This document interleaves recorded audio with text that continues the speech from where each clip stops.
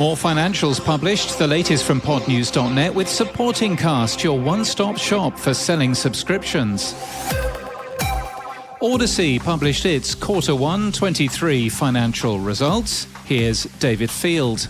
Total podcasting revenues were down in the quarter, although podcasting advertising revenues were actually up 14%, excluding the departure of our largest podcast network publishing partner, which moved off of our platform last May. He's talking about Crooked Media, which switched to SiriusXM. However, locally produced podcasts are the most profitable part of the business, the company said. Meanwhile, the New York Times Company published its Q1 23 financials. Here's Roland Caputo. The decline in digital advertising revenue is mainly due to lower revenue from our podcasts and other creative services, which was partially offset by higher advertising revenue at The Athletic. Now, a correction to our coverage of Acast's Q1 financials yesterday.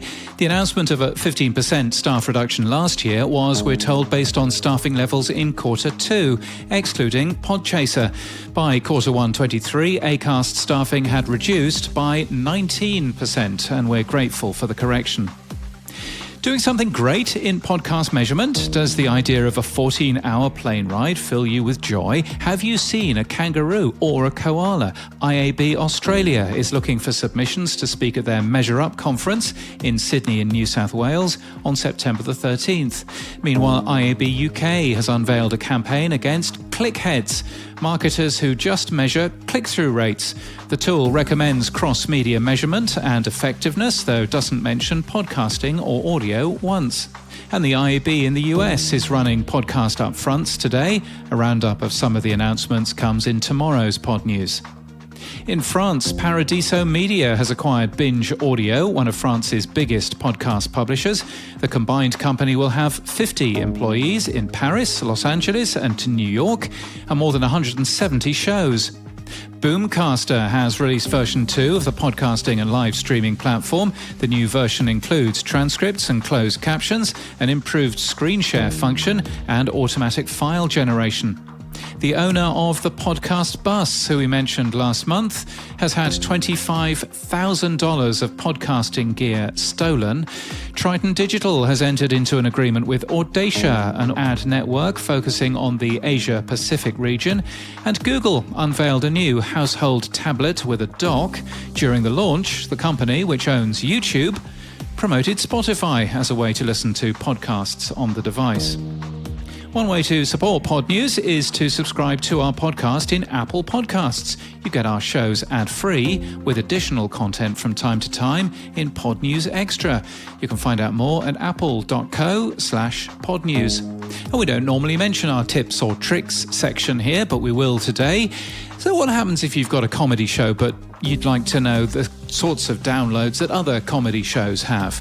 Well, OP3's Open Podcast Analytics service is measuring hundreds of shows. The Podcast Business Journal's new data section is now listing more than 150 of them, so you can compare your shows with others. Find out more at podcastbusinessjournal.com/data. And in podcast news, The Newsworthy has renewed its agreement with Libsyn's AdvertiseCast. The daily news show offers a fast, fair and fun look at the top stories, hosted by award-winning journalist Erica Mandy. Black Matters is a new podcast that explores First Nations issues and why they matter. It's hosted by Tila Reid and Michael Christian, and it aims to inform and educate Australians about the Voice to Parliament referendum. Ad Large, an independent ad sales company, has added the Vulnerable podcast to their portfolio. The podcast is hosted by Christy Carlson Romano and features interviews with other child stars about their experiences growing up in the spotlight. Guto Hari, former Director of Communications for Boris Johnson, is releasing a podcast series called Unprecedented, which will share his experiences working in Downing Street during a turbulent period in British politics. It launches today on Global Player and tomorrow on other platforms. And part fiction, part non-fiction, Expectant launches today, following a woman deciding if she wants to become a mother or not during the climate crisis, and features interviews with researchers, mental health experts, parents and child-free families. The show is sound-rich with original music and binaural sound design to take the listener inside this difficult decision. This podcast is sponsored by Supporting Cast. Supporting Cast is a one-stop shop for selling subscriptions through every major podcast app, including Spotify and Apple, without giving up 30% of your subscription revenue. Learn more at supportingcast.fm. And that's the latest from our newsletter. To read all the stories and subscribe, we're at podnews.net.